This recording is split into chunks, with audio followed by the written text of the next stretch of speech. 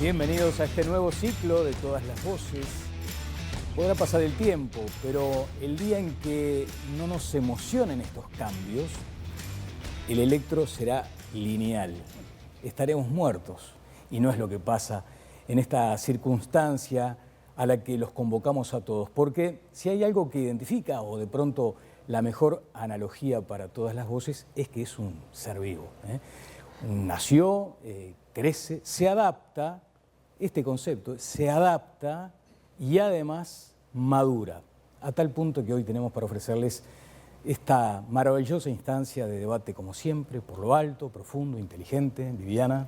¿Qué tal, Daniel? Muy buenas noches para todos, bienvenidos. Un gusto recibirlos en esta noche especial para Todas las Voces. Y estamos acostumbrados a que acá lo común es el cambio permanente. Es el cambio, exactamente, en esa búsqueda y además con una obsesión, ayudar a pensar, provocar pensamiento. Eso me parece que en estas circunstancias todos ustedes y nosotros lo merecemos. Seguimos siendo una democracia consolidada, pero hay que cuidarla, cada día más, porque cada tanto aparecen algunas amenazas solapadas, entonces hay que protegernos. ¿Y cómo nos protegemos? Con información, con debate, con opinión, por lo alto. Y respetando también las opiniones de los que opinan distinto y también convenciendo, ¿no? No siempre la permanencia de pensamiento es por ahí la regla. Tenemos un panel renovado y la verdad que es un gusto en esta noche poder presentárselos a todos ustedes. ¿Comenzamos? ¿Les damos la bienvenida? Exactamente, Vivi. Están Laura Raffo con nosotros, economista, ex candidata a la Intendencia de Montevideo por la coalición. Tiene mellizos de 14 años, Fran y Nacho. Su hobby, leer novelas, y leer novelas no de cualquier manera, de un tirón, empieza y termina. Especialmente las de acción y suspenso, vamos a ver qué autor nos aconseja, y tiene una frase: soy optimista, no parece muy útil ser otra cosa. Laura, bienvenida. ¿Qué tal? ¿Cómo están? Un placer incorporarme a este ciclo, la verdad, con estos panelistas que nos acompañan y con ustedes, va a ser de mucho disfrute. ¿Por qué esta frase que elegiste? Es una frase de Churchill y porque yo creo que en la vida tenés que arrancar las cosas pensando que vas a poder cambiar, transformar, hacerlas y aunque te tropieces te tenés que levantar de vuelta y siempre sonriente y con ganas de lograr esos cambios o esos proyectos que te propones, porque si no, no tiene sentido, ¿no? Exacto. Eduardo Brenta estará con nosotros, ex legislador, ex ministro de Trabajo, ex director municipal. Tiene también 2 hijos, su hobby es el fútbol, hincha de Nacional. No vamos a entrar por ahora. Ese dato me lo sacaste ahora. No estaba anotado. No vamos a entrar con lo del decanato todavía. Y su frase, la frase de Eduardo: defender la alegría como un estandarte, defenderla como una certidumbre, como algo inevitable. Va para ti también la bienvenida, Eduardo. Bueno, es una frase de Mario Benedetti, Exacto, que musicalizó Serrat, y que creo que expresa algo parecido a lo que decía Laura, ¿no? Una mirada positiva sobre el futuro, siempre con esa alegría de que pensar que otro mundo es posible, ¿no? También integra este panel que les estamos presentando esta noche Fernando Santulo, periodista, músico, cantante del Peyote Asesino y de Santulo. Tiene una hija, Agustina. Su hobby es mirar fútbol sin ser hincha de nadie, o sea, un fanático de todos y del deporte en particular. Su frase: no todo lo que puede venir, pero sea lo que sea, iré hacia ello sonriendo. No sé todo lo que puede venir, pero sea lo que sea, iré hacia ello sonriendo. Fernando, bienvenido. Mucho gusto, muchas gracias por la invitación. Un placer estar acá con estos panelistas. Bien, decime cómo haces para ser hincha del fútbol sin ser hincha de ningún cuadro. Y mirar todo, la mujer contentísima. De hecho me paso mirando fútbol. Lo que tiene es que miro fútbol y me puedo hacer hincha del que esté jugando mejor, lo cual te da mucha más alegría, porque claro, por lo general el que gana está jugando siempre. mejor gana. Claro, no siempre, pero no... En otra época le decían pasteleros a esos, ¿no? No sé, a mí me ocurre que el fútbol me encanta. De hecho jugué fútbol cuando era joven, pero después fui perdiendo esa pasión por los equipos. Nunca tuve una pasión muy desarrollada por los equipos, pero y si en te un momento... fueras a identificar con un puesto en el debate, ¿no? Haciendo una analogía de un puesto en la cancha y un puesto en el debate. Sos un 5 ahí picapedrero. Jugué de golero. De golero. Siempre jugué de golero. Así que si se puede traducir en algo el debate, será de golero. Está bien. Bien, Está ¿y la frase? La frase en realidad es una frase que aparece en Moby Dick. La elegí porque me sentí un poco apretado a poner una frase, pero en realidad fue una frase que le hice bastante caso en mi juventud, o me parecía como algo muy positivo, y que aparte coincide un poco también Sí. con las frases que se han dicho. Ya no estoy tan seguro de si conviene seguir sonriendo, pero Siempre. sí me parece interesante ir hacia adelante con la expectativa de que, como decía Eduardo, las cosas pueden ir a mejor. Como decía Laura también. ¿Escribís vos en la banda? ¿Escribiste en algún momento? Yo hago todas las letras. ¿Y tenés alguna frase preferida de tus canciones? No me pongas en ese problema. Ah, bueno. Pensala para el final. Bueno, Francisco Fay, profesión docente, es también reconocido editorialista político, tiene a Matilde y a Alfonsina como hijos y en camino Fermín. Su hobby disfrutar las sobremesas con amigos. Mira qué bueno. Y una frase, creo en el intercambio de ideas y en la posibilidad de convencer y ser convencido. Pancho Fay, ¿qué tal? Muchas gracias por la invitación, por estar aquí.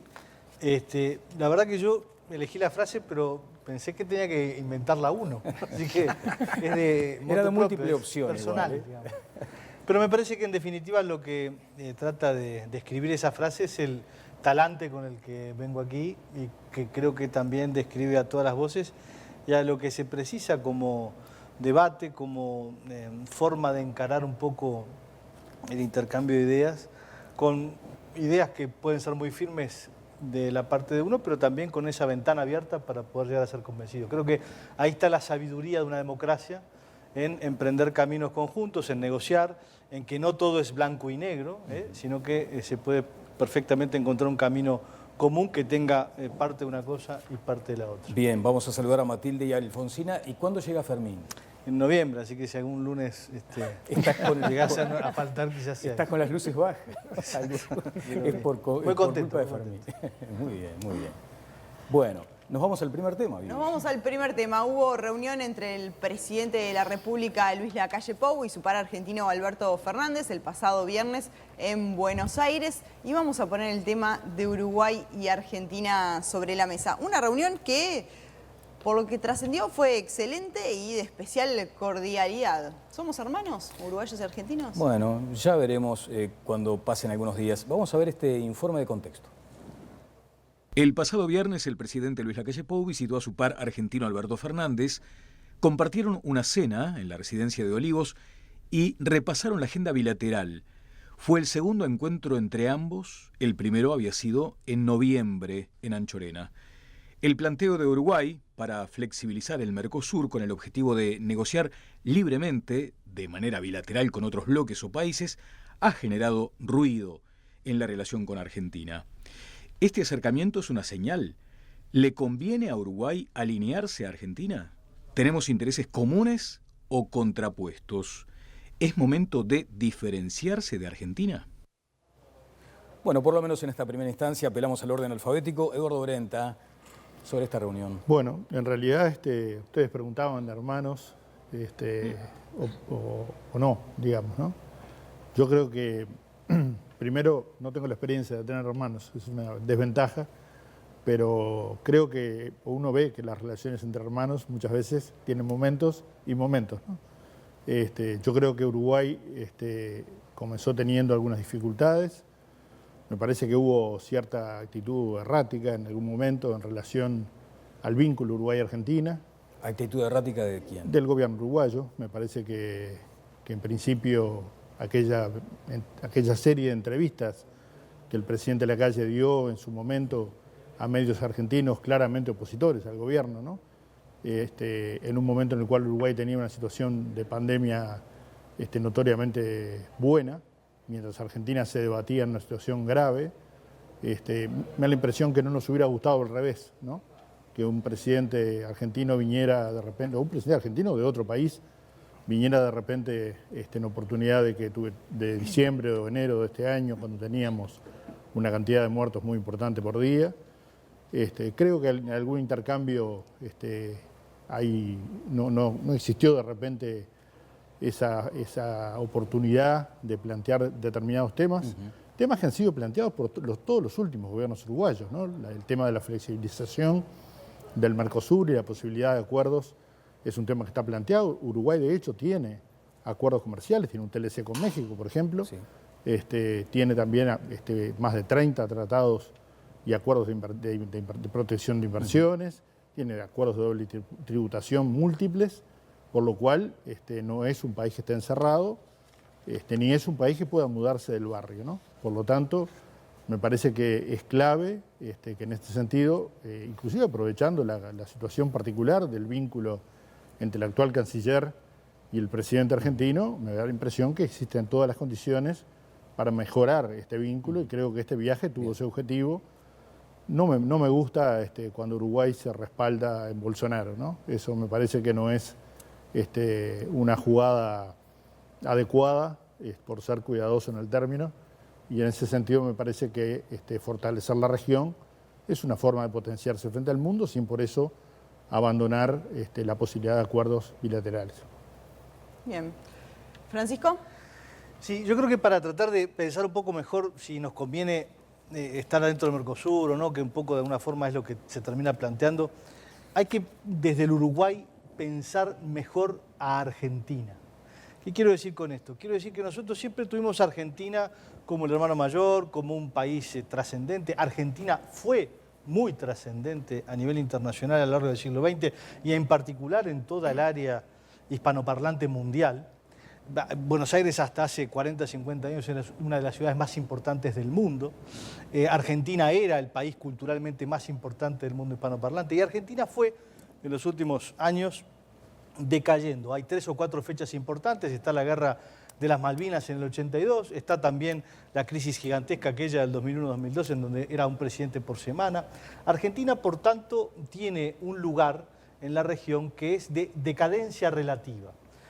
Yo miraba algunas cifras antes de venir porque siempre son buena cosa argumentar con datos ciertos. Por ejemplo, el Producto Bruto Interno per cápita argentina en dólares está más o menos en $8.000 y el nuestro es de $15.000 per cápita más o menos.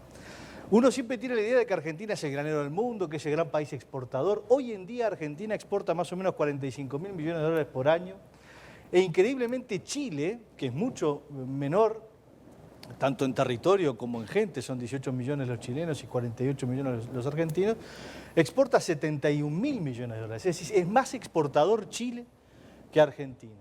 ¿Qué quiere decir esto? Quiere decir que Argentina está en un brete desde hace muchos años, está en una situación económica muy difícil, está al límite de la hiperinflación, está saliendo muy mal del tema de la pandemia, hay de por medio elecciones y no tiene una posición, por años, por cierto, como bien decía Eduardo, de abrir el Mercosur a terceros mercados que posibiliten no solamente una unión regional, sino también una apertura hacia el mundo desde el Mercosur. Y Uruguay tiene una posición completamente distinta. Uruguay precisa del mundo para poder seguir exportando, para poder seguir creciendo.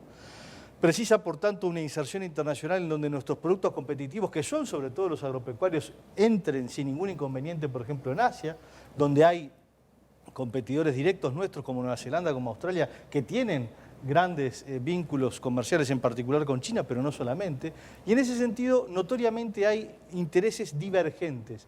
Hay que aceptar eso, hay que aceptar que somos dos países hermanos, culturalmente muy cercanos, pero que no siempre los intereses nacionales de los países son lo mismo. Ajá. Ahora, Francisco, cuando hablas de decadencia relativa, tengo la sensación de que no identificás allí un signo político, una identidad político-partidaria. Bueno, yo creo que es un tema del país en sí. Por supuesto que lo que está atrás es el peronismo. Pero bueno, eso es un largo debate y nos metemos en un lío enorme. Pero obviamente que es el peronismo lo que está atrás. Digamos, de alguna forma, Argentina es el fracaso del fascismo en el poder, si se quiere, ¿no? A Mussolini lo sacaron los aliados en el 45, terminó la guerra en Italia, bueno, quedó un fascismo remanente en Argentina y es un fracaso. Pero bueno, ya con esto me hice un montón de amigos. Tengo buenos amigos peronistas que capaz que me miran y me dicen, pero Pancho, ¿qué has hecho? Pero en definitiva, creo que es independiente de quién gobierna o no, es un fenómeno de largo plazo argentino, incluso hasta poblacionalmente. Los países tienen grandes formas de saber si son importantes o no en el mundo. Argentina sigue siendo un país importante, está en el G20, por ejemplo. Pero demográficamente ya lo supera Colombia en cantidad de gente a nivel de Sudamérica. Bien, la seguimos. Laura, Rafa. Yo creo, en primer lugar, me parece que el gesto del presidente uruguayo de ir a dialogar con el presidente argentino es un buen gesto, es mostrarse abierto al diálogo, a construir relaciones.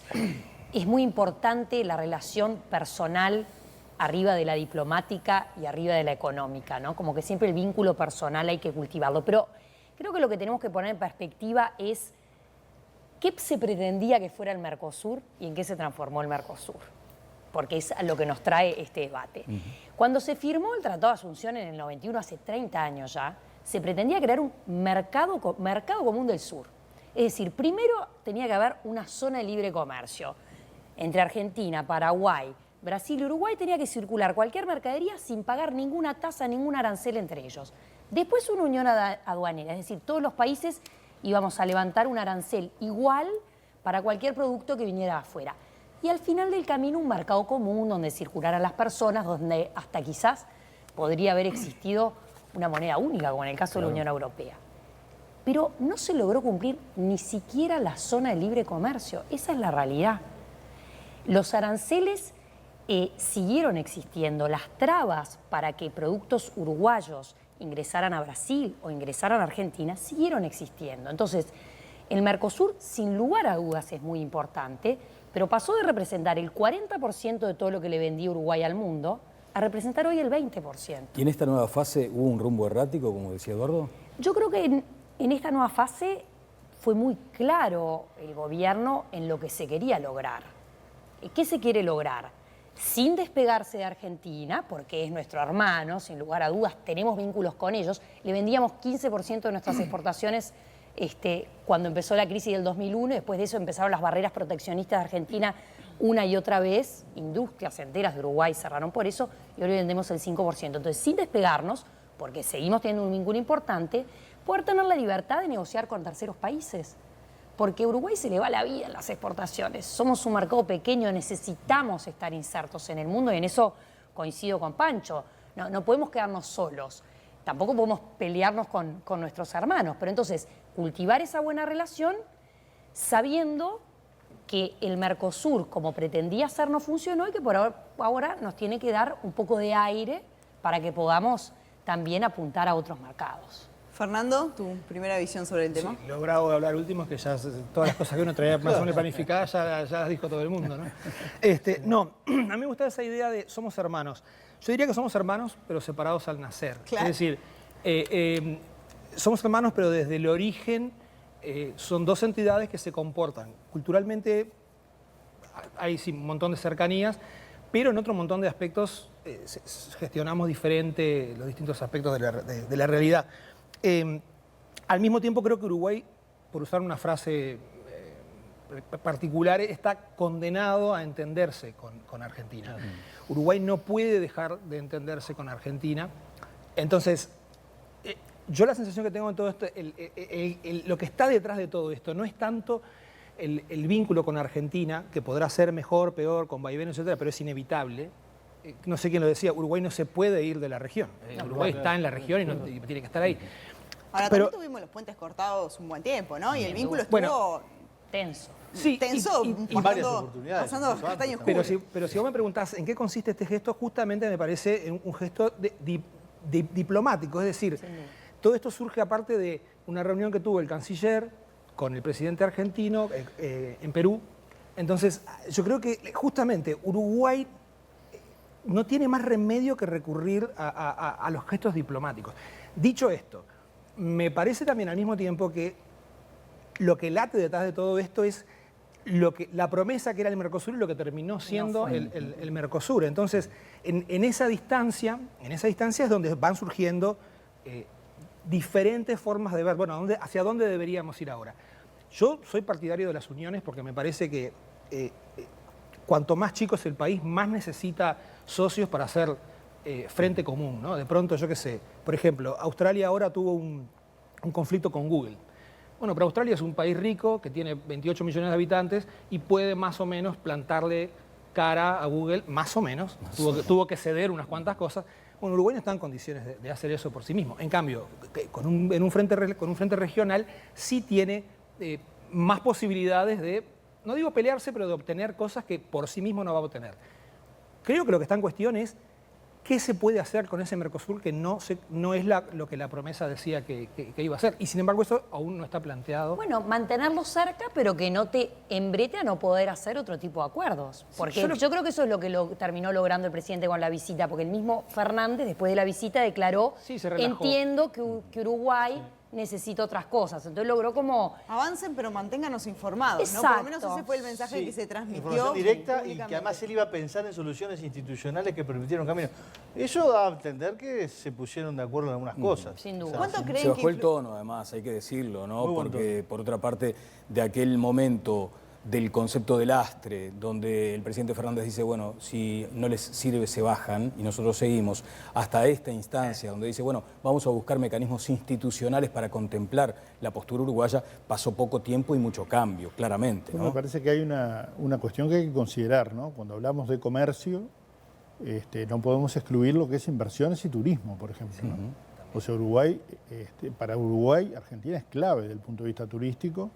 No podríamos pensar prácticamente el turismo en Uruguay sin la presencia de los argentinos. De hecho, estamos viviendo, por motivo de la pandemia, esta coyuntura, ¿no? Y también en el tema de inversiones, ¿no? En realidad, las inversiones, si excluimos la celulosa, la mayor parte de las inversiones que Uruguay capta son también de origen argentino. Ahí Entonces, hay un punto- la relación es más que el comercio, ¿no? Hay un punto interesante justamente y es en las inversiones. ¿Podemos sacarle inversiones a Argentina? También teniendo en cuenta que uno de los puntos centrales en estos meses fue que muchos empresarios y empresas, incluso argentinas, decían que querían venirse a Uruguay, ¿no? Y eso claramente en el gobierno de Alberto Fernández también fue algo que metió más presión a una situación complicada. ¿Crees que podemos Bueno, allí? Yo creo que Uruguay puede captar inversiones y creo que debe captar inversiones genuinas, ¿no? No inversiones, no capitales golondrina, por decirlo de alguna manera, o capitales que busquen eludir De hecho, ya las tributación captó, y demás. ¿no? Y de hecho Se está vinieron a captando. vivir acá. El fundador de Mercado Libre, el de Globant, son compañías que cotizan en los mercados más grandes del mundo. Globant abrió una oficina y va a contratar a 300 personas más. Creo que Uruguay está Hay jugando como un muy buen 400 o rol en 500 eso. residencias semanales que se Impresionante. tramitan en el Bueno, vino consulado. Bulgaroni, ¿no? Y tenemos Esa un es una gran megacampo, política tenemos exterior. inversiones en olivos. O sea, lo que yo digo es que Uruguay tiene que buscar inversión realmente genuina, productiva, que genere empleo en el Uruguay, que es el desafío post pandemia más importante, ¿no? O sea, lo que tenemos por delante es la recuperación económica de la pandemia, ¿no? y el empleo como elemento fundamental. Entonces, esa captación de inversiones genuinas es algo a lo cual Uruguay tiene derecho en el marco de las reglas del juego del Mercosur, sin violar nada de lo que ya está planteado, ¿no? A veces hay como una tentación a simplificar todo, ¿no? Y a plantearlo en términos demasiado lineales, pero cada vez que suceden estas cuestiones, casi que en el subconsciente hablamos de ganadores y perdedores. Y yo creo que allí podría medirse esa reunión en esos términos, aunque sea simplista. Pero ¿se viene la calle fortalecido acaso, Eduardo, por esta postura asumida por Alberto Fernández? Es bravo hablar en esta reunión, me parece. Esta me parece que es una reunión de empate, digamos, ¿no? Una reunión Es de empate para vos. Me parece a mí, es una reunión de recomposición del vínculo, Sí. que yo considero positivo, ¿no? Me parece bueno. Si la iniciativa fue del canciller, como decía hoy algunos medios de prensa, me parece adecuado que se haya encontrado un escenario de intercambio. La profundidad del diálogo no lo sabemos No realmente. trascendió nada, ¿viste? No ha trascendido No trascendió nada. nada. Uno podría pensar que el canciller tuvo un rol fundamental teniendo en cuenta de que es amigo personal de Fernández. Fernández se iba a obviamente. quedar en su casa cuando él era embajador de España. Y no le quitemos mérito al presidente, ¿no? Porque el canciller seguramente debe haber conversado con el presidente. Andate a Perú y si lo ves, decide conversar, Bueno, ¿no? yo diría un poco más, ¿no? Diría que el canciller es el presidente en Uruguay, ¿no? En mi opinión. ¿Cómo? Digo que la política exterior básicamente la dirige Cariños, el presidente. Agustín. ¿no? La diplomacia La línea es del presidencial. piso Pero 11. eso de la ¿no? diplomacia presidencial entonces, ¿dónde queda? Yo creo que hay una fuerte impronta del presidente en las decisiones más importantes que se han tomado eso está bien en o materia mal? internacional. Bueno, es el presidente de la República. Laura. Yo creo que está bien tener un presidente que se ocupe de buscar salidas que le sirvan a Uruguay para recuperar el crecimiento, generar más empleo, que la gente pueda estar mejor. Y tenemos un presidente con una impronta importante. Él está arriba de los ministros, se mantiene comunicado, es un tipo con energía que le gusta estar arriba de los temas. Y me parece que es una cosa buena. Creo que su conducción en los tiempos de la pandemia fue muy exitosa y le transmitió mucha tranquilidad al uruguayo. El uruguayo como que lo siente al presidente cercano, lo veía, le transmitía todo lo que se iba a hacer y estábamos acostumbrados quizás a etapas de otros presidentes que no comunicaban tanto, no informaban de manera tan transparente y cotidiana a la población. A mí me gusta tener un presidente que informe y que esté en la cotidianeidad de los uruguayos. Fernando, en algún momento se habló mucho de lo jurídico por encima de lo político, ¿no? Ahora, ¿cuánto crees que pesa lo ideológico en el Mercosur? En realidad lo que se habló fue al revés, ¿no? Lo político por encima de lo jurídico. Pero digo esos dos conceptos que estuvieron en su momento en debate. Ahora, lo ideológico. Yo lo que creo es que a mí me gustaría ir un poquito más allá de este evento concreto, digamos. Yo lo que creo es que las uniones funcionan en la medida en la que son capaces de seducir o de interesar a los miembros y a futuros miembros. Uno mira a la Unión Europea y hay una cola de países esperando. O sea, nadie tiene que invadir a Turquía para que Turquía quiera anotarse en la Unión Europea. Es un club que los socios van entrando solos. Yo lo que creo es que más allá, y eso en la Unión Europea operan un montón de ideologías diferentes y hay un montón de alternancia y en un momento hay una mayoría conservadora y en otro momento es una mayoría progresista y sin embargo las políticas centrales de la Unión Europea son más o menos estables, van un poquito más para acá, un poquito más para allá. El Mercosur desde el pique no logró articular nada de eso. Entonces el papel de lo ideológico en todo esto es difícil de establecer porque en realidad no ha habido unos ámbitos en los cuales, colectivos o comunes, en los cuales lo ideológico pueda pesar en una dirección u otra. Es lo que decía Laura también, esto no logró nunca avanzar ni desde el paso 1. Entonces, y ahí yo creo que hay una cuestión también que convendría pensarlo, el papel que han jugado las élites políticas a lo largo de los procesos y la distancia que hay, y han habido élites políticas de todos los colores.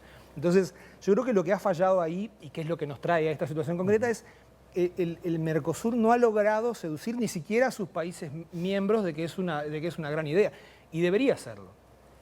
Ahí ya tendríamos que empezar a evaluar justamente eso que yo digo, que es qué papel o qué tanta importancia le han dado las élites políticas a lo largo de todos estos años a ese proyecto común. Ajá.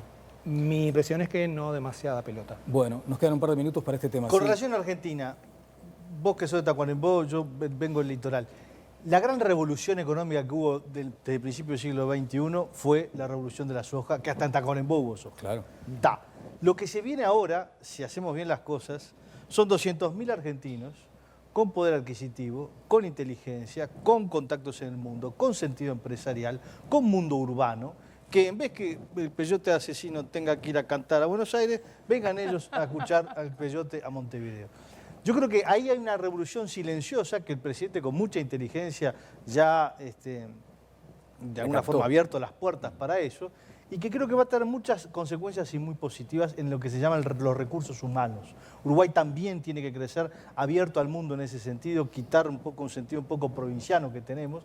Lo vivimos todos los que tuvimos en el interior en esos años de revolución productiva, en el sentido empresarial de las estancias, en fin, un montón de cosas que no vale la pena entrar en el detalle, pero que revolucionaron Uruguay. Sí. Creo que hay una segunda instancia que se puede abrir y es muy positiva. Perdón, y que podría decirse que ya empezó con toda la llegada de inmigrantes que en algún momento empezaron a encontrar a Uruguay como un destino más atractivo que los países de origen. De la región. Yo creo que Uruguay, cuando digo inmigrantes, inmigrantes somos todos, digo, pero me refiero a inmigrantes bien recientes. De esta nueva ola. Yo creo que es y que conecta con lo que dice Pancho, de alguna forma Uruguay se está convirtiendo en un lugar interesante para que la gente venga. Eso es un tren que no pasa seguido. Claro, entonces hay que empezar a pensar en los términos de capturar todo, que es un capital humano además demencial, ¿no? O sea, ahí nos sirve entonces también diferenciarnos de los otros países de la región.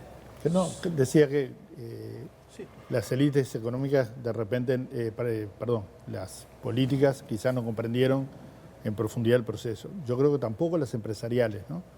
Porque en realidad buena parte de la resistencia a procesos de integración, en el caso de Brasil, claramente la FIEPS ha sido un elemento, la Cámara de Industrias de San Pablo ha sido un elemento fundamental en el desarrollo de una postura proteccionista, digamos, ¿no? Claro. A la cual de repente los gobiernos han tenido que responder por las presiones internas que los Pero que porque los tienen propios intereses empresarios han distintos hecho. a los nuestros. Yo creo que Claro. es eso. Si vos tenés 210 millones de habitantes en Brasil y tenés un mercado gigantesco Obviamente, para vender claro. lo que quieras, el problema somos nosotros que tenemos 3,5 millones. Ahí está la Bueno, clave. vamos a hacer una primera pausa en este nuevo Todas las Voces y vamos a volver con más temas acá.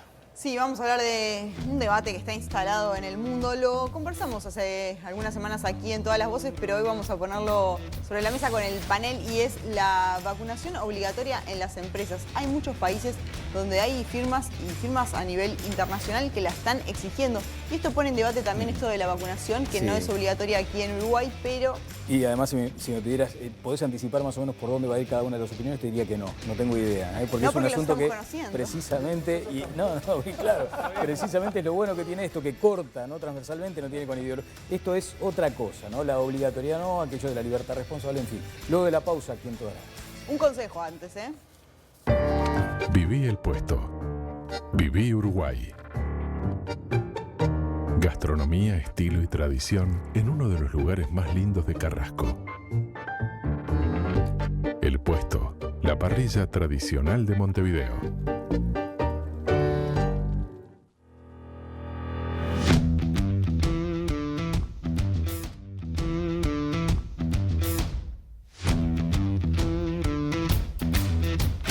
Hace una semana nos preguntamos y teníamos aquí en la mesa este tema de si las empresas tienen posibilidades, potestades de exigirle a sus trabajadores, a sus colaboradores, la vacunación obligatoria.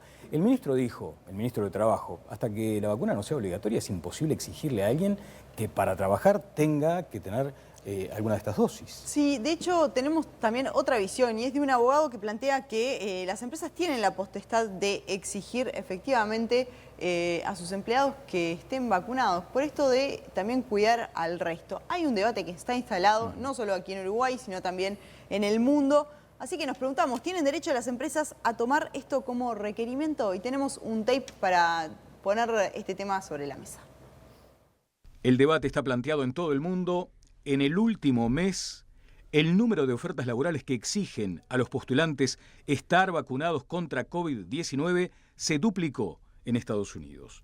Las compañías más grandes de ese país, como Walmart, Google, Facebook, Walt Disney, Tyson Foods, McDonald's y United Airlines, tomaron la iniciativa al imponer mandatos de inmunización a todos o a parte de sus trabajadores. Italia exige vacunación obligatoria para el personal sanitario y farmacéutico. Francia y Grecia agregan la obligación al personal de residencias de ancianos. Moscú presentó un plan que exige que el 60% de todos los trabajadores del sector servicios esté completamente vacunado antes del 15 de agosto. En Uruguay la vacunación no es obligatoria y las empresas no pueden exigirla. Esto lo explicó a Todas las Voces el ministro de Trabajo, Pablo Mieres. Sin embargo, hay quienes opinan lo contrario. El abogado Martín Acosta sostiene que las empresas están legitimadas a establecer que la vacunación es condición para incorporarse a la plantilla. Bueno, el debate está planteado. Laura Raffo, ¿tienen derecho las empresas a exigir a sus empleados que estén vacunados? Yo creo que derecho no, porque claramente la vacunación no es obligatoria y queda en la libertad de cada uno. Pero más allá de si tienen derecho o no, que implicaría que si discriminan a un trabajador porque no esté vacunado le tengan que pagar no solo su despido, sino otro tipo de indemnizaciones por prácticas abusivas o discriminación, que eso está claro. Creo que lo que nos tenemos que preguntar es lo que va a pasar en serio en el mercado laboral. Porque una cosa es lo que en teoría no debería suceder y otra cosa es lo que termina pasando. Del mismo modo que cuando una es mujer y va a una entrevista de trabajo, ¿no? Yo, las veces que lo viví, me preguntaban si tenía hijos, si iba a tener más, si me estaba por embarazar. Lo único que le faltaba era, preguntarme, señora, ¿cuándo queda embarazada de nuevo? Y eso son prácticas que existen lamentablemente en el mercado. Y hoy por hoy, acá en Uruguay, esto que está pasando en el mundo, en las entrevistas laborales ya está sucediendo. Sí. A la gente se le pregunta si está vacunado o no.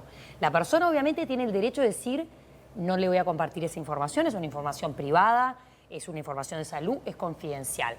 Pero ¿qué hace quien está contratando? Supongamos que entrevista a 20 candidatos. 2 le dicen, yo no le quiero compartir esa información. Otro agarra el celular y dice, sí, por supuesto, estoy vacunado, acá tengo mi certificado, se lo muestro, porque está en su libertad de mostrárselo. La empresa termina volcándose hacia ese tipo de persona porque sabe que luego probablemente tenga menor tasa de contagio entre sus empleados, probablemente si contrata con terceros y los terceros le exigen que el personal esté vacunado, va a tener mayor posibilidad de hacer negocios y por lo tanto la empresa va a sobrevivir. Entonces creo que eso es lo que tenemos que plantear arriba de la mesa. Obviamente no se le puede exigir al trabajador que revele esa información, no se le puede discriminar, eso es lo que no se puede hacer en términos de derecho, pero otra cosa es lo que termina sucediendo. Exministro de Trabajo. No, yo comparto con el ministro de Trabajo. Creo que efectivamente, en tanto la vacuna no sea obligatoria, no hay mecanismo posible para exigir al trabajador que esté vacunado, ni siquiera que lo demuestre, ¿no? Me parece que en esto, más allá, primero, creo que hay diferencia entre Uruguay y otras realidades, ¿no? Si uno mira a Francia, por ejemplo, ve un fuerte movimiento antivacunas, por ejemplo, con manifestaciones enormes, ¿no?, por las ciudades francesas. Uruguay, por suerte, ha sido lo contrario, ¿no? Ha habido unanimidad en el sistema, casi unanimidad en el sistema político, ¿no?, salvo algunos que imantan, el resto ha habido unanimidad en el sistema político. Eso me parece que es muy importante.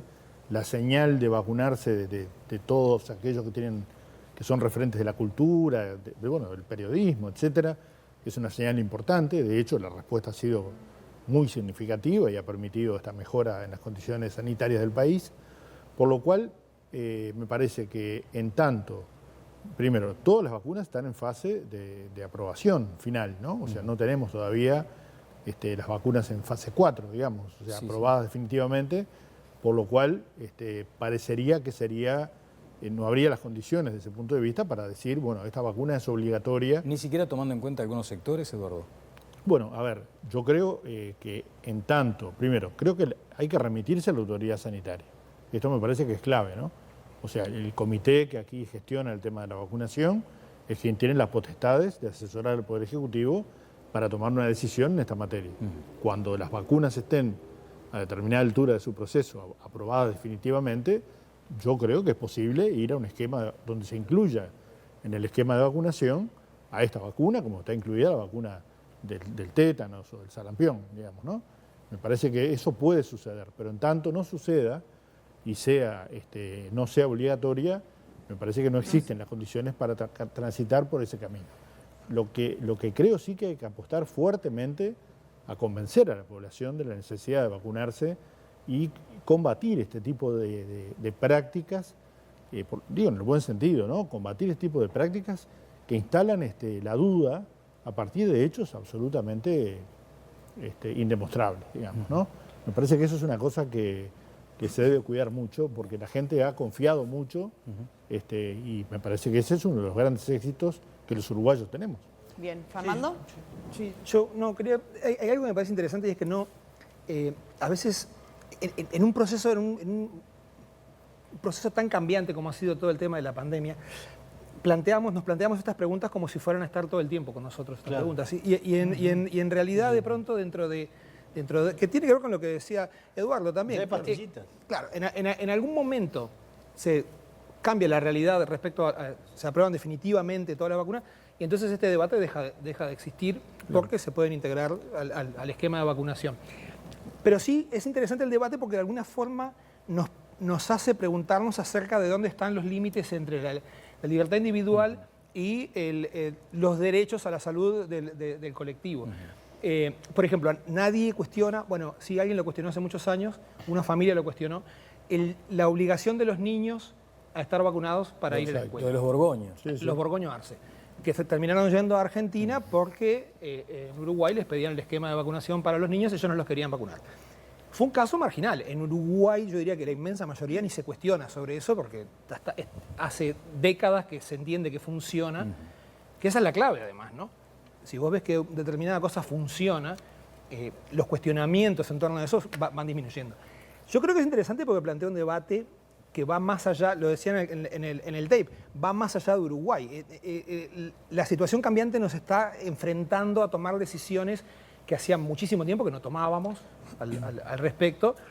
Y es normal, no digo que sea sencillo ni nada, pero es normal que surja la duda respecto a en dónde vas a trazar la raya entre la libertad individual y Sí, a ver, Sí, Fay. estamos en una coyuntura particular porque ya empieza a haber algunos medicamentos, en Israel en particular, de pastillas, de spray nasales que te quitarían el COVID, o por lo menos que te harían inmune al COVID. Por tanto, en realidad es un planteo que apuesta el de las vacunas, como si la solución fuera solamente la vacuna. Quizá no lo sea, quizá dentro de unos meses tengamos otra solución que es menos invasiva, digamos, que la vacuna. Ese es un primer punto importante, porque entonces es un debate que tiene fecha de caducidad, quizá. Sí. Segundo punto Pero importante. las consecuencias Sí. están existiendo hoy, ¿no? Porque esto que está pasando en el mercado de Sí, sí, trabajo, la gente ya lo está viviendo hoy. Sí, El eso que es no cierto. se vacuna sabe que tiene una está en todo su derecho a no vacunarse, pero sabe que puede sufrir esa consecuencia porque puede Sí. quizás resultarle más difícil conseguir un empleo. En eso tenés toda esto razón, es en la la casuística, realidad. Y hasta la en práctica. actividades sociales, ¿no? A ver, en los hechos estamos viendo de que hay determinadas actividades sociales que se están abriendo y que se está limitando limitadas. para los Claro, no vacunados. puedes Entonces, ir. en Está, pero yo verdad quiero- la ahí discusión va. está planteada, de hecho, ya. Yo me vacuné, y además me agarré lo de Semana Santa, ¿te acordás que hubo un Sí. rapidito Sí, tal? sí. O sea que Una fui puerta, tuve una paradito, ventana abierta. quietito para vacunar. Pero digo, pero quiero defender mucho el derecho de quienes no se quieren vacunar. Sí. Porque entiendo que, primero, rescatemos algo como dato muy importante. Al 12 de agosto, Uruguay era el país del mundo con más vacunados doble, de acuerdo a Our World in Our Data, World Data. que es el principal centro de información internacional. O sea que somos los mejores del mundo en cantidad de vacunados, primera y segunda dosis, del mundo entero. Segundo, hay un dato muy importante que es que las vacunas fueron, como lo decías tú, Eduardo, con toda razón, fueron autorizadas de forma excepcional por la gravedad de la pandemia internacional y que les falta alguna instancia para terminar de ser enteramente aprobada por los protocolos internacionales que se dedican a estos asuntos. Por tanto, con toda razón, puede haber gente que diga, no, pero déjame tranquilo, Sí. esperá Ahora- que se analice esto Sí. bien y después me vacuno. Ahora, déjenme un poco ir a la casuística, porque Laura dice, bueno, el trabajador tiene derecho a no vacunarse, más allá de lo cual está enfrentando una posibilidad de ser discriminado en esa fase cuando estén convocando a postular para un puesto. Claro. Está bien. Ahora, vayamos al hecho concreto. Hay un trabajador que va al residencial y el señor empresario del residencial le dice, ¿vos estás vacunado? No. Y no tiene derecho ese empresario a decir, bueno, entonces no puedes trabajar acá. Bueno, yo creo que en algunos sectores bueno, a es eso objetivo y es justificable pedir. De hecho, el Hospital de Clínicas empezó a pedir que quienes atienden Sí, a pacientes... los estudiantes, ¿no? Y bueno, No a pero- los funcionarios. Pero se empezó a pedir.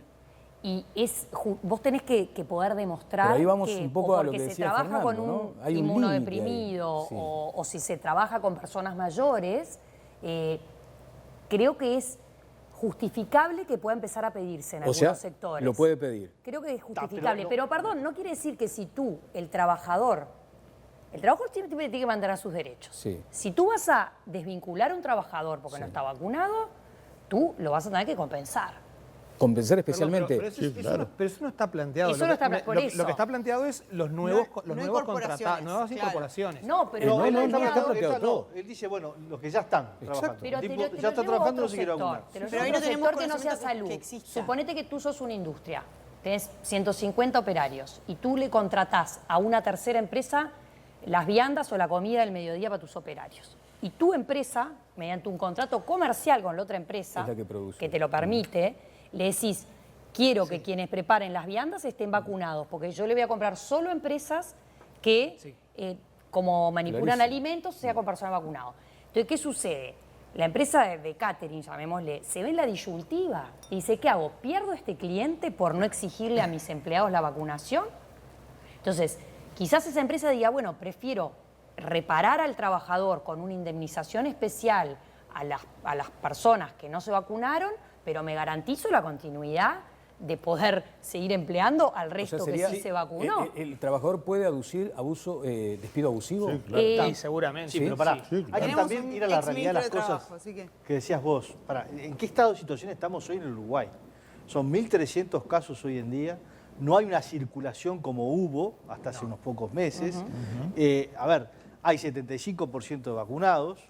En ese esquema global, también tenemos que recordar algo muy importante. Estar vacunado, doblemente vacunado, no te garantiza que no te agarres COVID. No. También. Atento. Pero no quiere decir que esta sea la Pero única baja fase. la Mirá que el año que posibilidad. viene No, te van a traer a las ver, vacunas de vuelta. ¿eh? Sí, y también puede haber Sí, la pastillita. O sea, a lo que voy es que es cambiante por semanas este asunto y es muy difícil, por tanto, tomar medidas que terminen discriminando a aquel que quiere ser cauto y precavido y prudente de acuerdo a la información internacional que hay. Porque, a ver, no le puedes pedir, a ver, vacunate con Pfizer.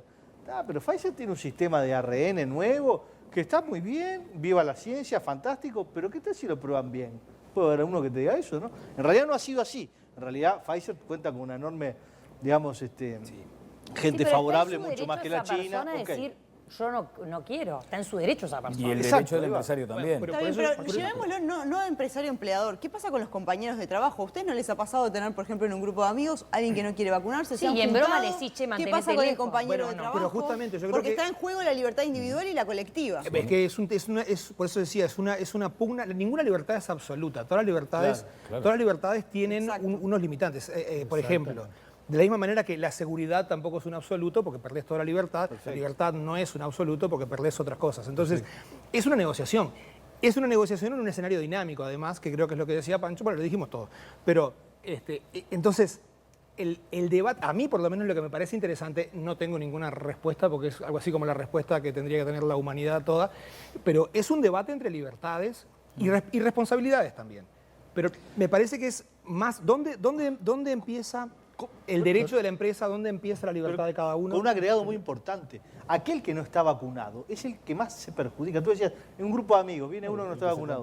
Bueno, pero es que si se agarra el COVID, seguramente, si se lo agarra mal... Pero pasa que su ventana es mucho más grande. Es un tema de libertad de él también. Vos decías hoy, Pancho, todos nos podemos contagiar. El punto es que los vacunados tenemos una ventana más chiquita. Efectivamente. Si vos te juntás con alguien no vacunado, su ventana es mucho más grande. Entonces, ese es el problema. El que se puede contagiar. A ver, yo primero creo que hay dos normas legales en pugna o dos derechos en pugna.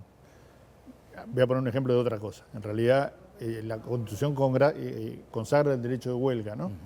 Sin embargo, está limitado a los policías y los militares. Los policías y los militares no pueden ejercer el derecho de huelga porque está en juego un valor que se entiende superior, que es la vida y, por tanto, la seguridad de la población.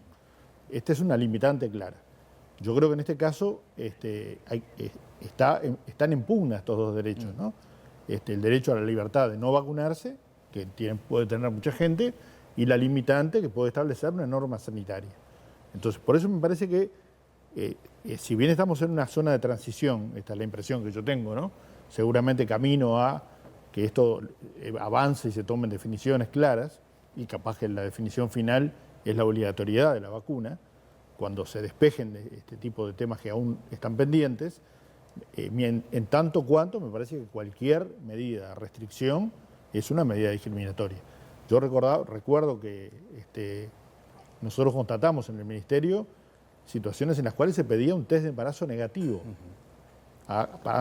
Previo a contratar, pero un test de embarazo negativo, no te preguntaban. Ay, un horror. Tenías que venir con el test de embarazo negativo y mostrarle al empleador. Nos hemos enfrentado a ese totalmente, un nivel de enfrentando. Bueno, y en el debate, otro ejemplo, en el debate respecto a la extensión de la licencia maternal que hicieron en el año 2012, los empleadores nos decían, bueno, si se extiende la licencia maternal, lo que va a suceder es que no vamos a contratar mujeres.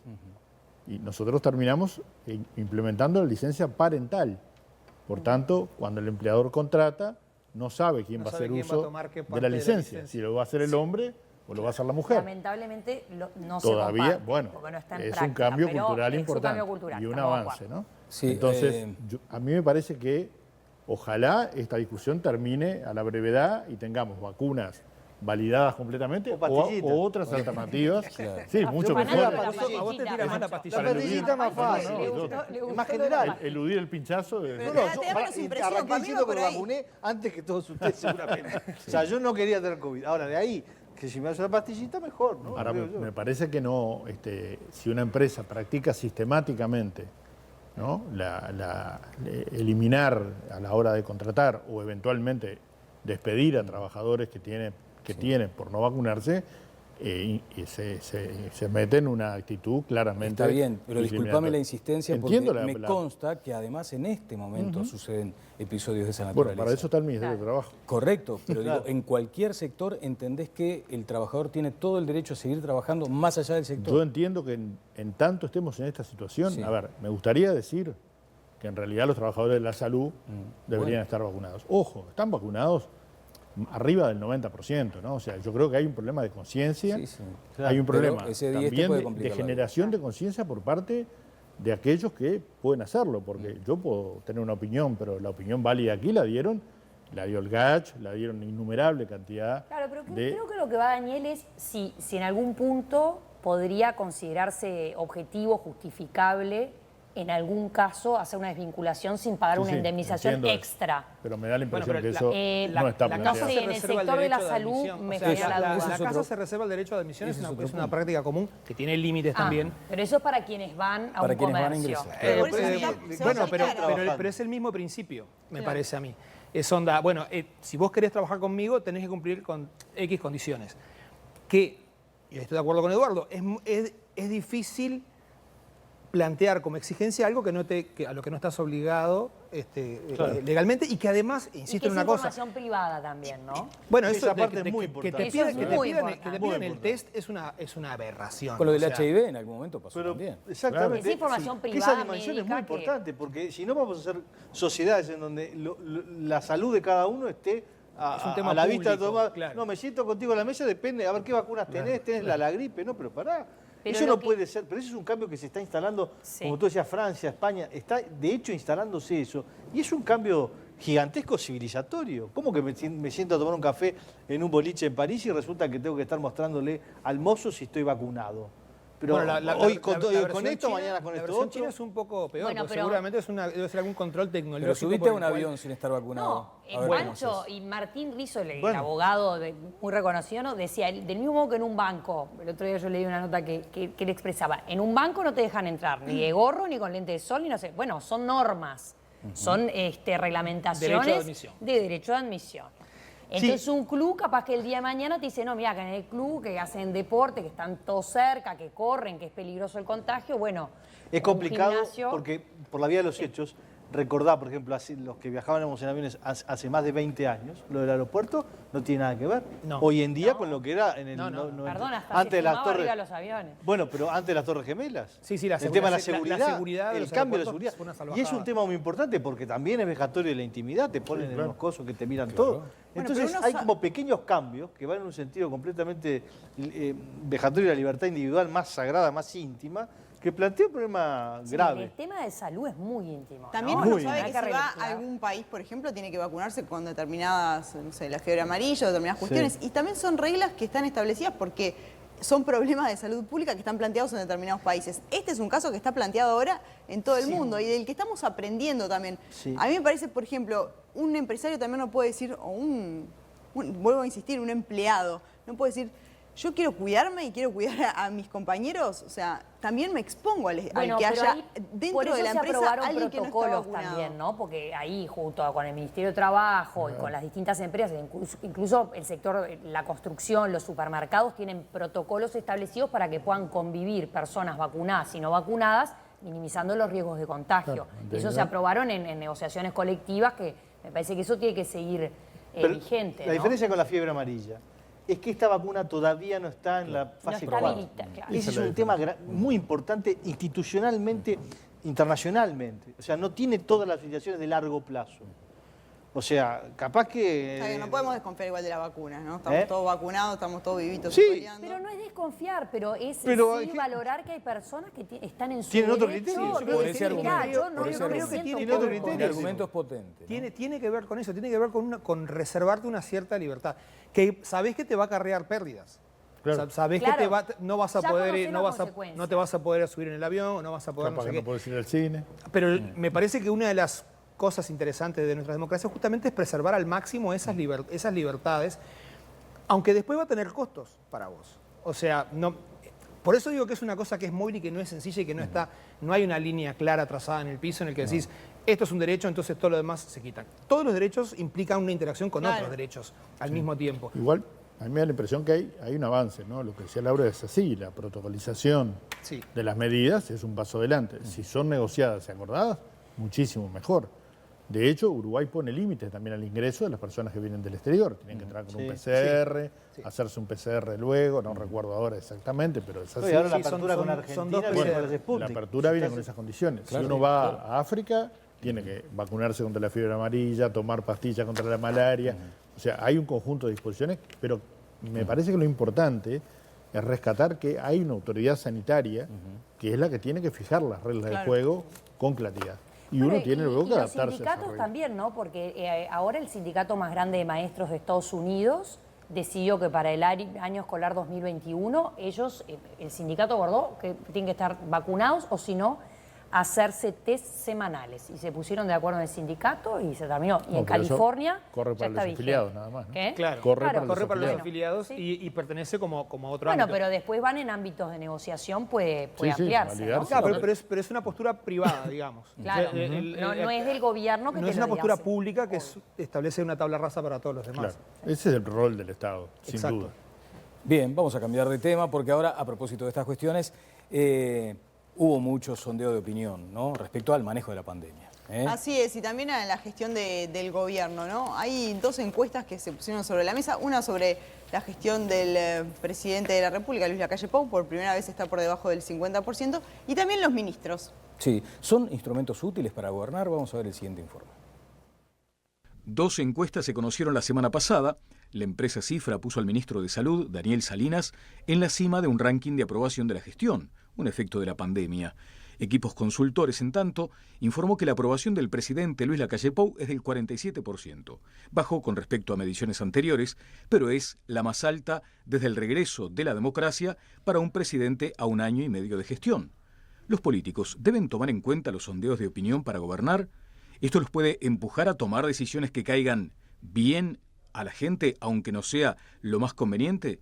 ¿Una encuesta puede construir o destruir una carrera política? Bueno, las encuestas como instrumento de gobierno, Eduardo. Bueno, temas polémicos si los hay, ¿no? Yo creo que no. Primero, me merecen respeto las empresas que trabajan en esta área.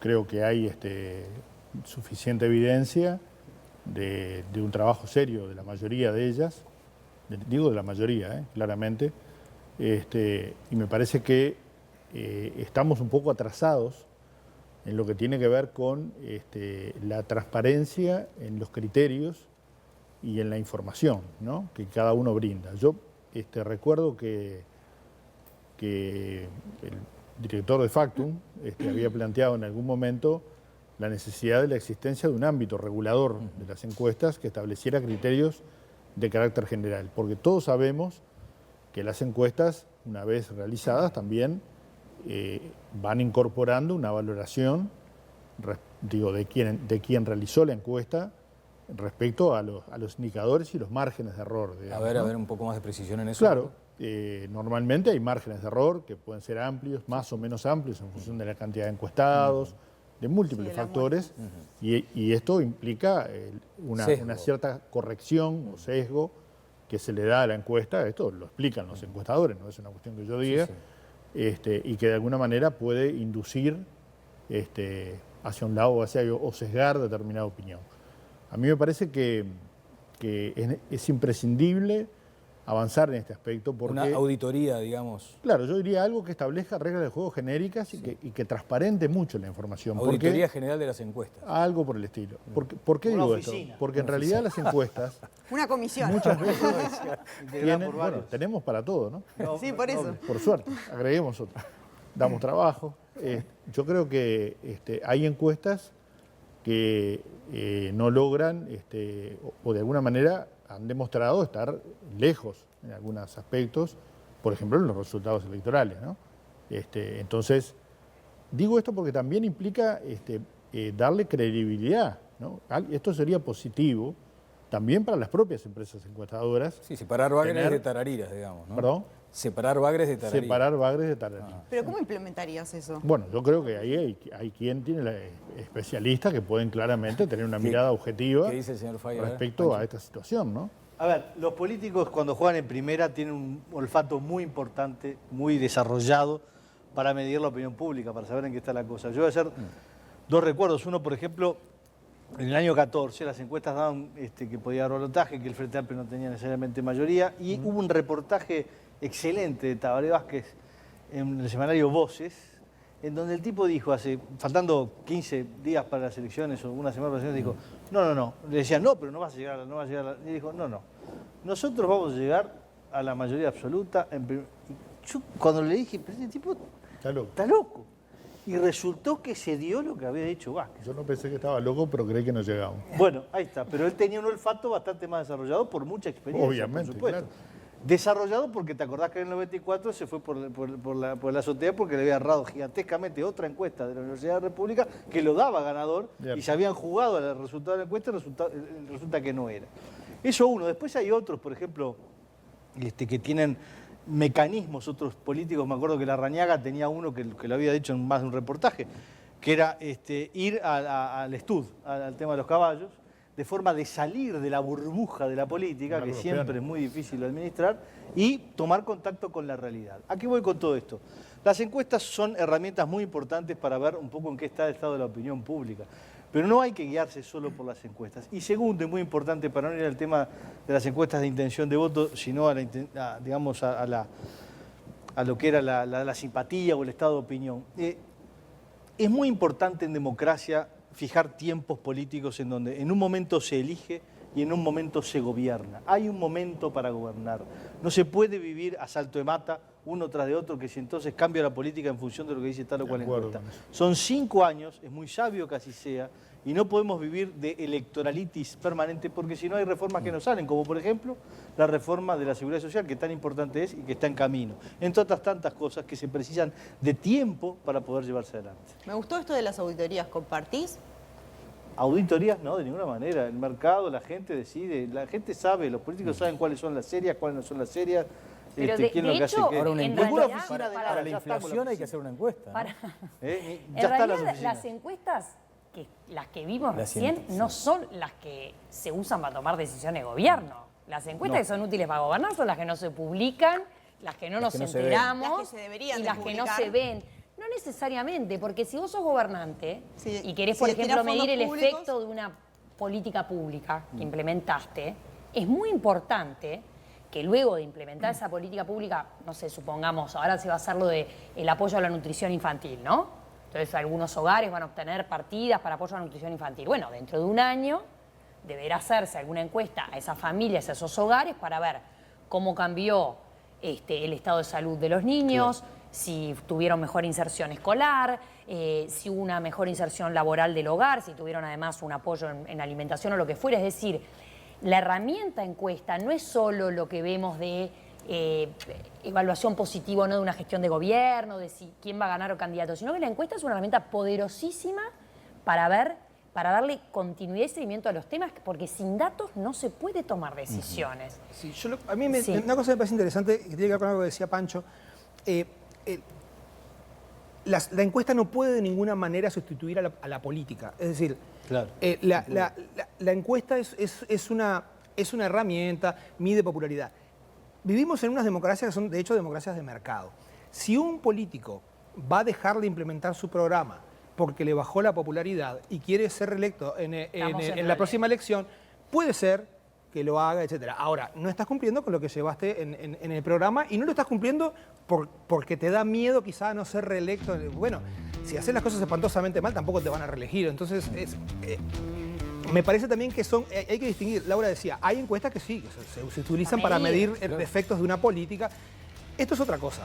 Esto es una especie como de medir cómo está el mercado de la popularidad en determinado momento. También. Un gobernante se debe a la gente que lo eligió y también es bueno, sin dejarse llevar únicamente por eso, es bueno que diga, a ver, ¿qué piensan las personas? Sí, pero el político no puede ser, yo creo que el político no puede ser mera correa de transmisión del deseo. Pero tiene que ser un elemento más de vos sentir cómo se están sintiendo las personas respecto a un tema en particular. Tiene que ser un elemento más, porque un gobernante que no escucha a las personas también está hundido. Son dos cosas distintas. Son dos cosas distintas. Yo lo que creo es que lo que está bien, escuchar a las personas está bien. Lo que no podés hacer es dedicar tu gestión de gobierno a satisfacer a las personas. Porque aparte las personas es una cosa muy amplia, es como decís, el pueblo. Bueno, ¿quién es el pueblo? ¿Dónde empieza y dónde termina? Son muestras representativas somos representativas de la población. Está bien, pero eso no quiere decir... Yo lo que creo que hay un problema que es como un poquito previo, y es el siguiente. A veces los gobiernos tienen que implementar medidas que no son populares Que no o son que no son simpáticas, estoy de simpáticas. acuerdo. Entonces, si vos vas a medir los efectos de tu política en la simpatía que eso tiene en la gente, y bueno, dedicate a otra cosa, no te dediques a la política, dedicate a hacer marketing. Vamos a hacer una pausa. Y de golpe, si quieren una Interesante, auditoría ¿eh? general o una oficina general, metemos la medición de audiencia, los ratings también ahí en eso. Cuidado, no es mala idea. No, ¿qué va a Para ser? todo el país, no solamente en Para Montevideo. todo el país, Ay, buen para todo el punto país, ese. que llegue todo al corazoncito. Bueno, vamos a la pausa.